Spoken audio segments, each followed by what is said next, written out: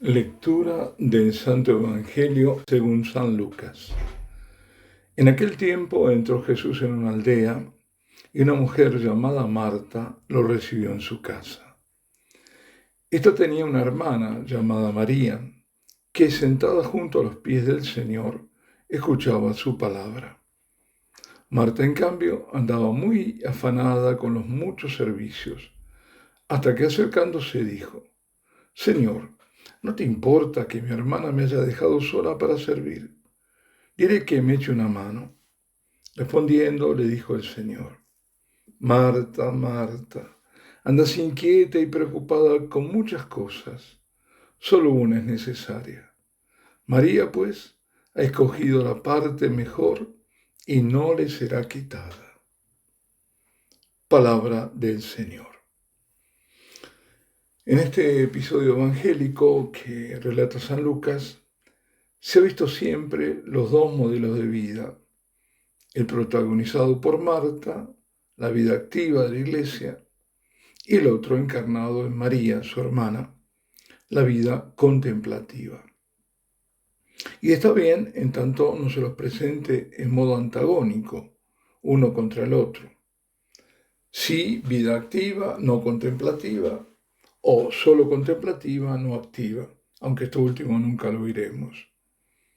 El Señor, sin duda alguna, manifiesta su preferencia por la actitud de María, que ha sido la de privilegiar la escucha del Señor, interesándose por lo que Él decía y enseñaba.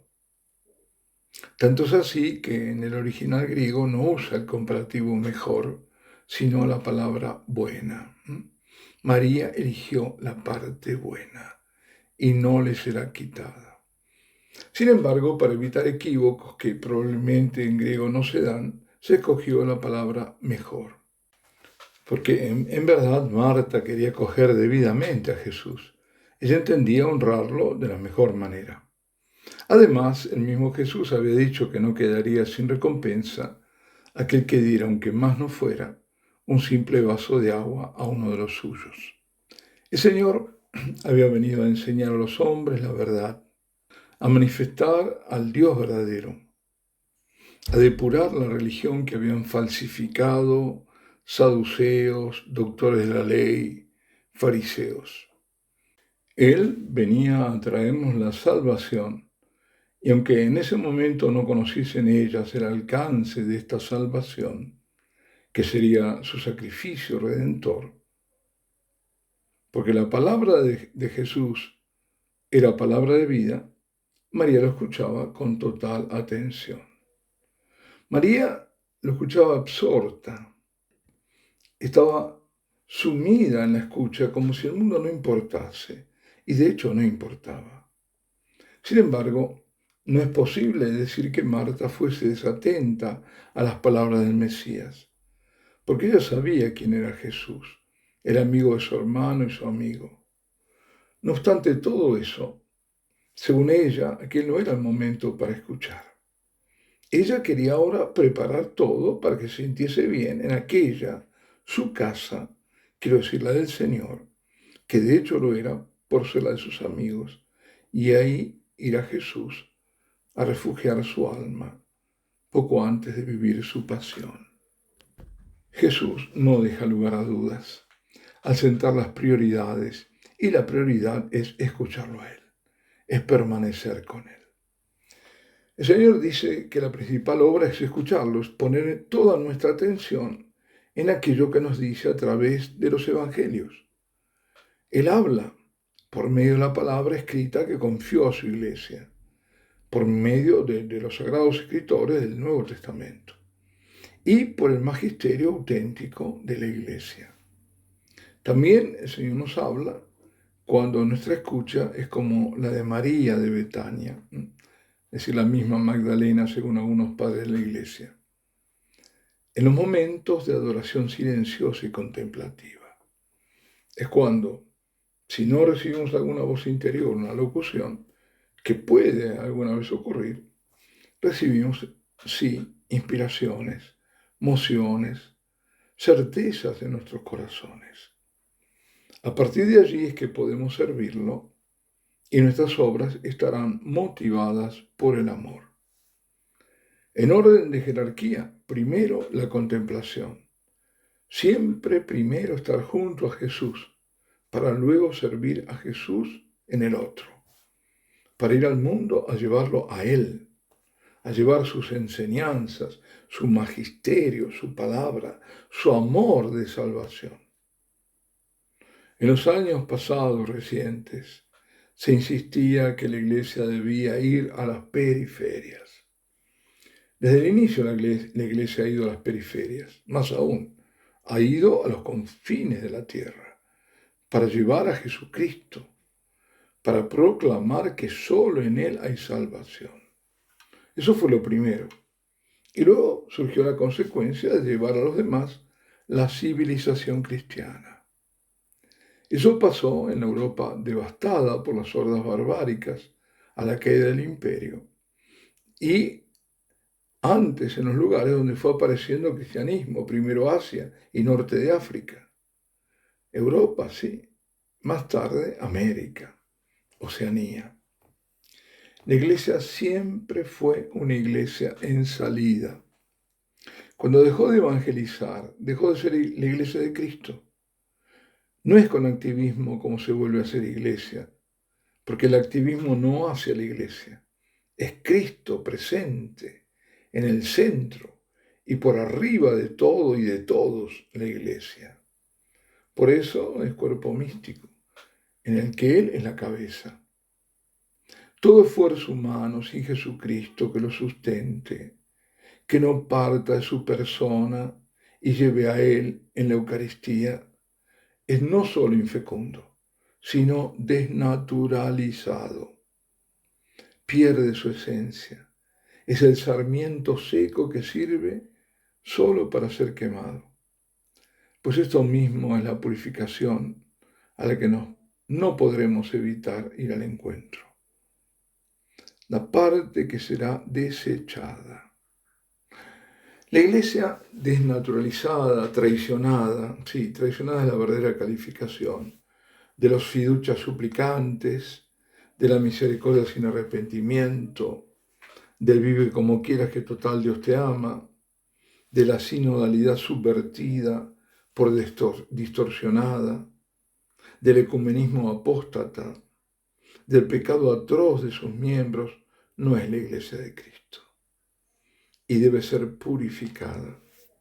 Lo que está podrido caerá y nunca más se levantará.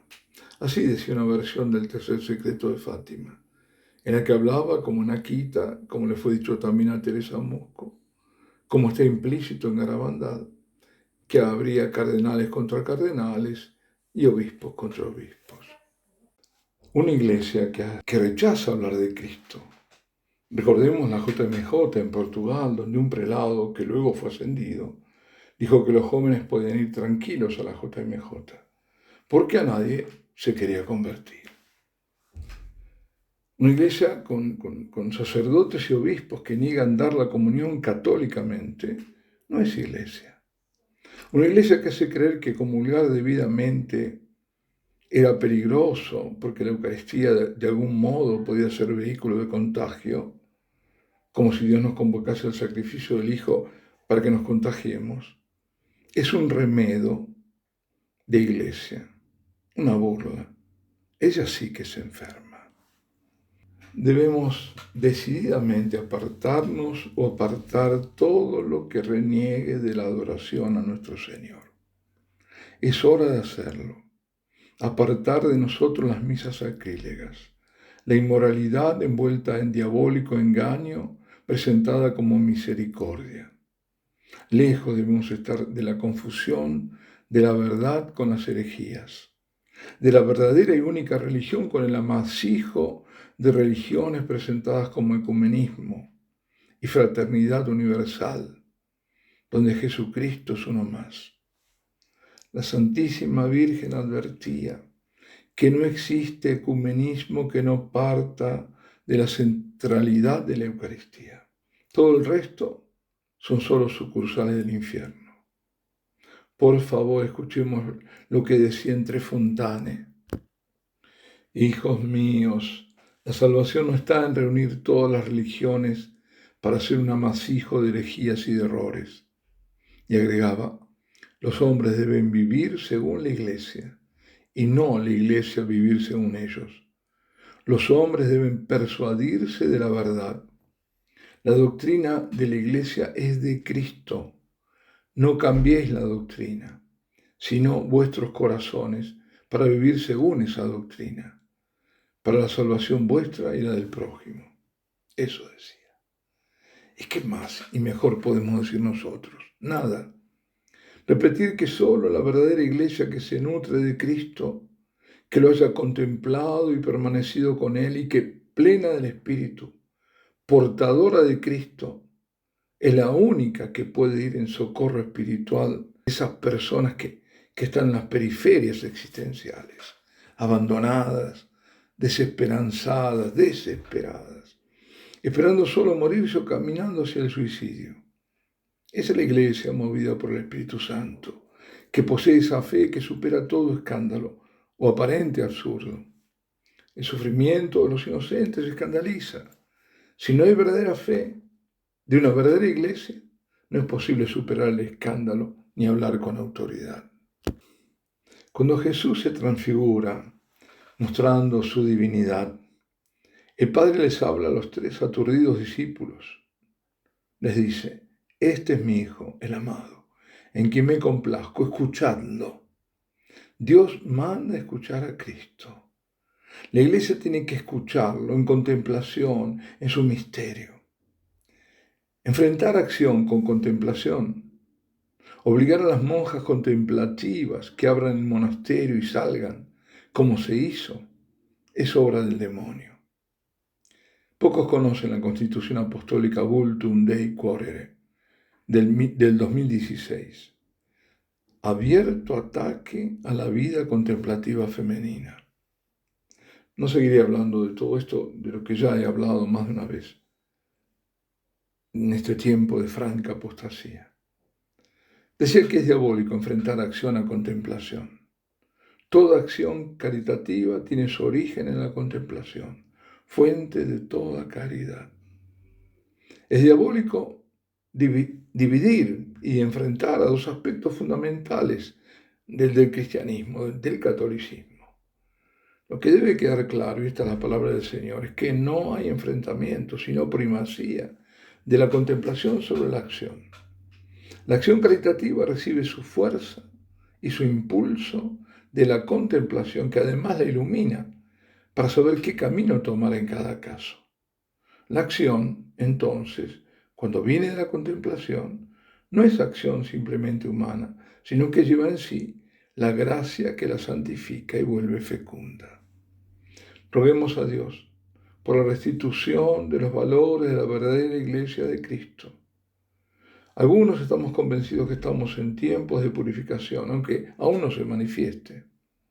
Muchos querrían ya, bajo el pontificado del Papa León XIV, la restauración. Se entiende la inquietud después de tanto tiempo de devastación, programada y ejecutada. Sin embargo, la tarea es tremendamente difícil y complicada. El Santo Padre camina en campo minado. Hombre de gobierno, con la probada virtud de la prudencia, con la gracia única de la asistencia del Espíritu Santo, irá sorteando las minas.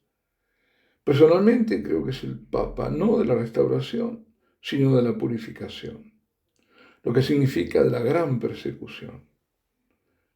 El del lema en gran persecución.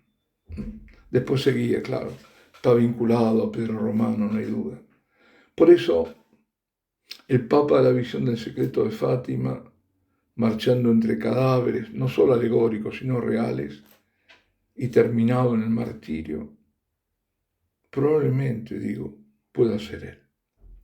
Lo que sí sabemos, debemos hacer, es rezar, y rezar mucho, por él, cabeza visible de la Iglesia de Cristo. No antepongamos nada a Cristo, a su amor, a su escucha, a su contemplación. Recordemos que este Papa es su vicario y que sin Dios todo es nada. Alabado sea Jesucristo.